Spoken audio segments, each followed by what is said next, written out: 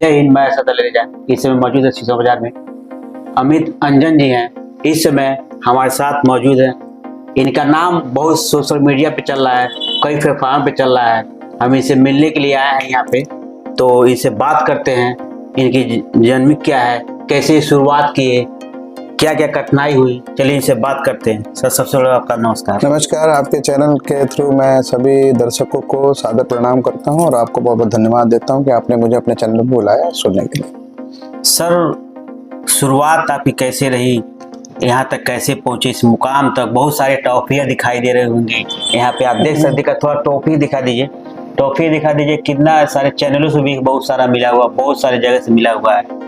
तो इनसे बात करते हैं, जानने के प्रयास करते हैं। देखिए, जो ट्रॉफियां हैं ये कलाकार की पूंजी होती है।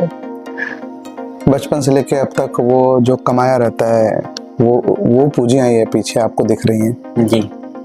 और जहाँ तक आपने जर्नी की बात की, तो जर्नी तो मेरा बहुत बचपन से गाता हूँ, 20 साल से गा रहा हूँ, प्रोफेशनल स्टेज 20 साल से कर रहा हूँ जी। तो एक तरह से आप ये कह सकते हैं कि जर्नी तो मेरी बहुत अच्छी रही है। और मैं ये नहीं कहता कभी भी किसी से कि मैंने बहुत स्ट्रगल किया है। हालांकि हर व्यक्ति के जीवन में संघर्ष तो होते हैं, पर मेरे भी जीवन में संघर्ष हुए, लेकिन मैं उन संघर्षों को याद नहीं करता, क्योंकि मेरा अपना मानना है कि अगर आप किसी नेगेटिव चीज को याद करते हैं तो वो चीज आपके ऊपर हावी हो जाएगी, तो आप पॉजिटिव चीजों को कर नहीं पाएंगे। तो मैं उन चीजों को याद नहीं करता। और अभी वर्तमान में मैं निर्वर्तमान संगीत नाटक अकादमी का सदस्य हूँ उत्तर प्रदेश शासन में, और भारतीय जनता पार्टी से भी जुड़ा हुआ हूँ, क्षेत्रीय सह संयोजक हूँ सांस्कृतिक प्रकोष्ठ का, और पेशे से दवा व्यवसायी भी हूँ। और एक हमारा विद्यालय है मलवरी कॉन्वेंट स्कूल जो हमारी पत्नी चलाती हैं, और ये मेरी अब तक की जर्नी का अचीवमेंट है। अब तक की जर्नी का ये मेरा एक तरह से कह सकते हैं उपलब्धि है। बहुत पहले आपको सर पता होगा, निचलौर में आपका एक कार्यक्रम लगा था, जब आप भक्ति गीत गाते थे। उस टाइम हम बगल में मेरा ही घर है, मंदिर के बगल में काली मंदिर पे आपका प्रोग्राम पे लगा था। हाँ। बहुत अच्छा आपका, हमने नाम देखा था, मतलब छोटे थे, काफी टाइम बीत गया, अब तो मतलब बड़े हो गए हैं। तो बहुत अच्छा लगा आपसे मिल के, और वो गाना बहुत अच्छा आपने गाया था, भक्ति। देखिए, भक्ति तो मैं तो भजन ही गायक के तौर पे लोग मुझे जानते हैं। जी जी। क्योंकि लगभग मैंने 12 से 13 साल केवल भजन गाए जी। उसके पहले मैंने कुछ भोजपुरी गीत गाए थे, जो फिर बाद में मैंने नहीं गाया, क्योंकि भोजपुरी का जो रास्ता था वो बहुत शॉर्टकट था, अश्लीलता भरा था, वो मुझे अच्छा लगता नहीं था, भाता नहीं था। तो फिर मैं भजन की तरफ आ गया। और फिर अब 2020 में आफ्टर कोविड मैंने एक चैनल लॉन्च किया जिसका नाम है सोन चिरैया, जो हमारे गोरखपुर के यशस्वी सांसद आदरणीय रवि किशन जी ने लॉन्च किया। तो उस चैनल पे जाके मैं अब भोजपुरी के नए नए प्रयोग करता हूँ, नए नए अच्छे अच्छे गीतों को गाता हूँ। और उस चैनल में हर 3 महीने पे एक वीडियो करते हैं, जो वीडियो भी बहुत अच्छा होता है। तो बस भोजपुरी के सलील गीत होते हैं। अभी हाल ही में हम लोगों ने अभी मिलनवा किया है, जिसमें भोजपुरी के बहुत अच्छे अच्छे आर्टिस्ट हैं। राज मौर्य जो कि गोरखपुर के बहुत स्टैब्लिश आर्टिस्ट हैं, ढेर सारी फिल्मों में काम किया है। अनन्या सिंघानी जो पूरी मतलब वर्ल्ड फेम की आर्टिस्ट हैं, उन्होंने मेरे साथ डुएट किया है। और शुभम सिंह करके उसमें उन्होंने गिटार बजाया है, जो कि आपको अभी सोनी टीवी के जो एक कार्यक्रम है आपका अपना जाकिर, उसमें के म्यूजिक टीम में आपको गिटार बजाते नजर आएंगे। तो बड़े आर्टिस्टों के साथ इधर भी मैंने मिलनवा में काम किया है, तो वो सोन चिरैया पे आप देख सकते हैं। कोई गाना होना सर सुपर हिट हुआ हो? देखिए, मैं तो मेरे लिए कोई चीज सुपर हिट और सुपर फ्लॉप नहीं है। तो मैं तो जो गाता हूँ वो मानता हूँ कि वो सुपर हिट है। जी जी।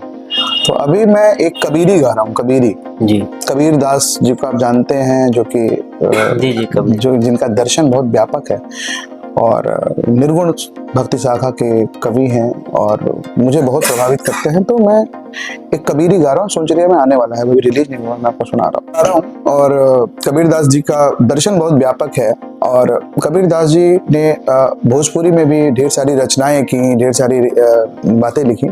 तो एक बहुत ही फेमस उनका कबीर दास जी का, जिसको अभी किसी ने गाया नहीं है, मैं उसको गा रहा हूँ।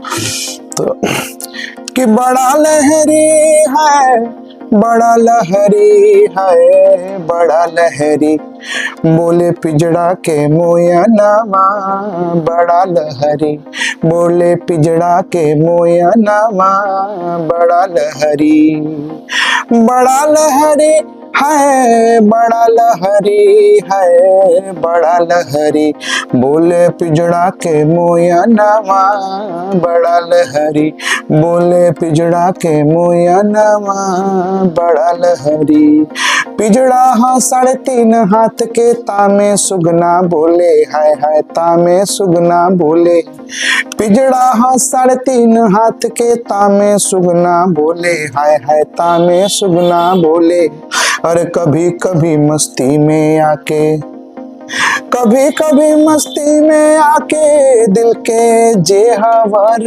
खोले, बोले पिजड़ा के मोया नामा, बड़ा लहरी। ये कबीरदास जी का लिखा हुआ एक है जो हमारे अपने देहात में बहुत फेमस है। इसको मैं गा रहा हूँ, बहुत जल्दी नवरात्रों को ठीक बाद ये रिलीज हुआ, तो ये कबीरदास का मैंने आपको सुना। सर एक सवाल है जी। जो हमारे ये हम बॉर्डर सटे के तराई इलाके में रहते हैं, यहाँ के जो भी कलाकार होते हैं, चाहे साइकिल से टूरिस्ट करते हैं, अभी हाल ही में सिसवा में जो एक लड़का 8 देशों को एक टूरिस्ट करके आया था, और गुफरान अंसारी, और जो है मक्का मदीना जो है उमरा करके भी आया साइकिल से। तो इस सब जैसे हमारे जो तराई इलाका है, इसे को सपोर्ट नहीं मिल पाता है घर से, चाहे मतलब लोगों से द्वारा, और बाकी वही अगर यहाँ से चल के कहीं और जा रहा है, वहाँ के लोग जो होते हैं उनको सपोर्ट करते हैं। क्यों हमारे वहाँ का कोई नेता, चाहे कोई सांसद, क्या नाम है, कोई चेयरमैन, क्या सभासद, चाहे कोई भी प्रतिनिधि, छोटा हो चाहे बड़ा हो, कोई सपोर्ट नहीं करता, ऐसा क्यों होता है? देखिए मेरा मानना है ना कि जहाँ दीपक जलता है ना उसके नीचे अंधेरा होता है। जी। दीपक रोशनी पूरी दुनिया में करता है, पर जहाँ जलता है उस जगह पे नीचे आप देखेंगे तो अंधेरा होता है। जी।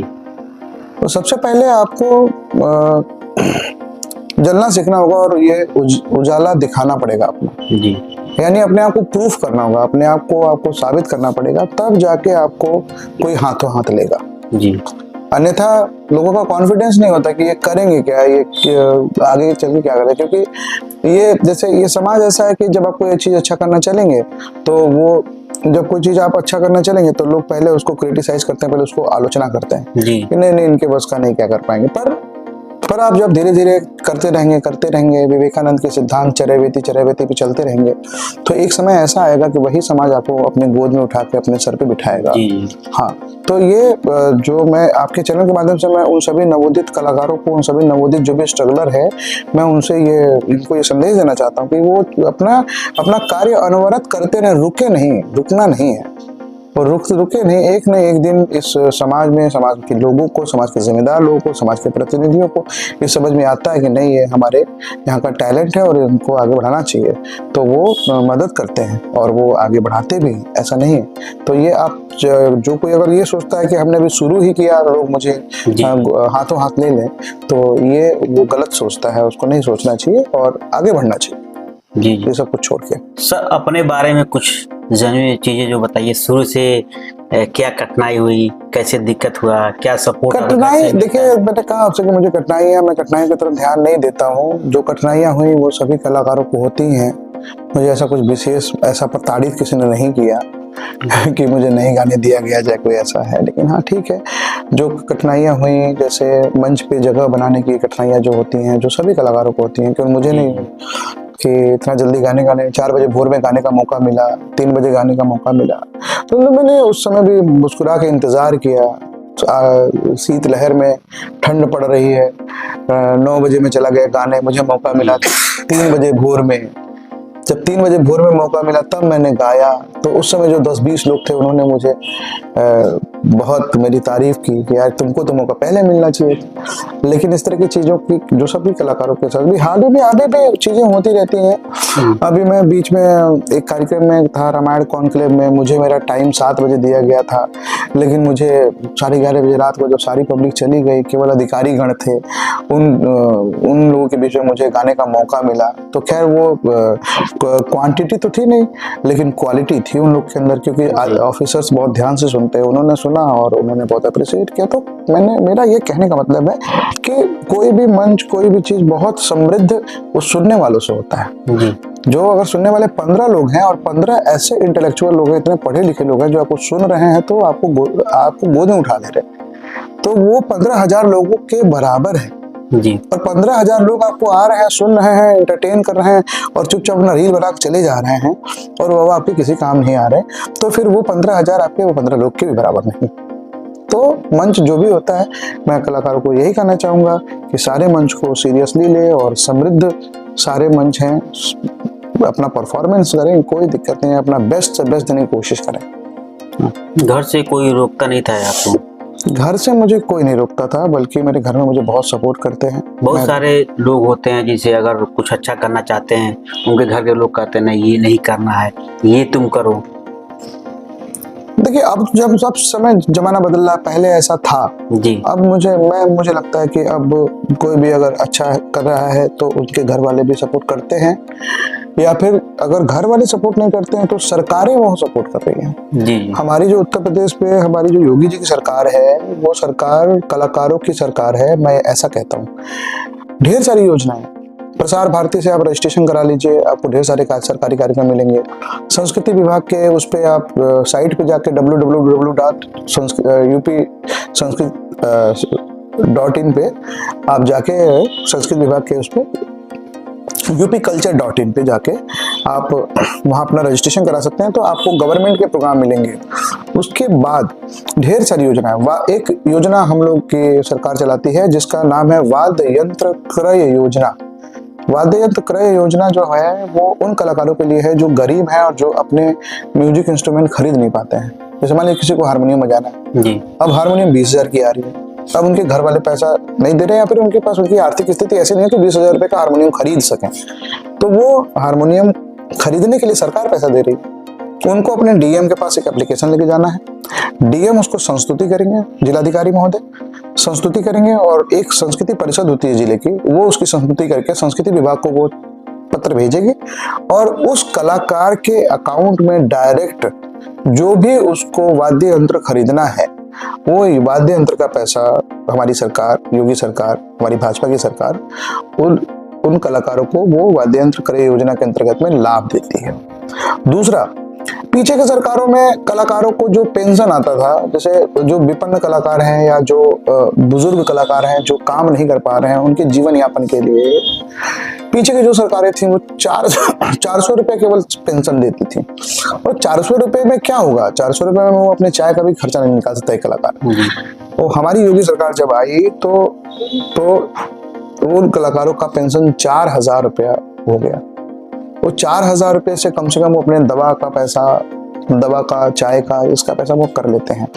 और आपको जान के आश्चर्य होगा कि महाराजगंज जैसे जिले में, जैसा ये आप कह रहे थे कि ये तराई क्षेत्र है, ये नेपाल से जुड़ा हुआ क्षेत्र है, तो बहुत संस्कृति रूप से बहुत समृद्ध जिला है ये। ऐसा नहीं है, यहाँ बहुत टैलेंट है, बहुत लोग अपने देश दुनिया में नाम रोशन कर रहे हैं। तो महाराजगंज जैसे जिले में 36 कलाकारों को कलाकार पेंशन योजना के अंतर्गत लाभ दिया जाता है, जिनको 4,000 रुपये प्रतिमाह आता है। इसमें बुजुर्ग कलाकार हैं, या फिर कोई एक्सीडेंट हो गया, इनका कलाकारों का बीमा है, एक्सीडेंटल बीमा है। अगर आर्टिस्ट हैं, अगर वो रजिस्टर्ड आर्टिस्ट हैं, मैं बार बार रजिस्ट्रेशन की बात कर रहा हूँ, आप समझिएगा मेरी बात। संस्कृति विभाग में रजिस्ट्रेशन होना चाहिए और प्रसार भारती में रजिस्ट्रेशन होना चाहिए। तो जो कलाकार, अगर किसी कलाकार है और वो एक्सीडेंटल बीमा अगर उसका होता है, तो कलाकारों को एक बड़ा मुश्त 10 लाख रुपए का बीमा हमारी भाजपा सरकार, हमारी योगी की सरकार देती है। ये है, तो मैं इसीलिए कहता हूँ हर जगह ये कलाकारों की सरकार है। जी हाँ, अब जिसके अंदर टैलेंट है वो आगे बढ़ेगा। नमस्ते। आपको आपके चैनल को मैं बहुत बहुत धन्यवाद देना चाहूँगा। आपको बहुत बहुत धन्यवाद देना चाहूँगा कि आपने मुझे बुलाया अपनी बातें रखने की, और आपके दर्शकों को मैं सादर प्रणाम करते हुए मैं ये विनती करूँगा कि आपके चैनल को सब्सक्राइब करें, आपके साथ जुड़ के रहें, और आपको ज़्यादा से ज़्यादा सुने। आप सब इतना मेहनत करते हैं, आपकी मेहनत रंग लाएगी। इसी शुभकामनाओं के साथ मैं दर्शकों को सादर प्रणाम करता हूँ। नमस्ते।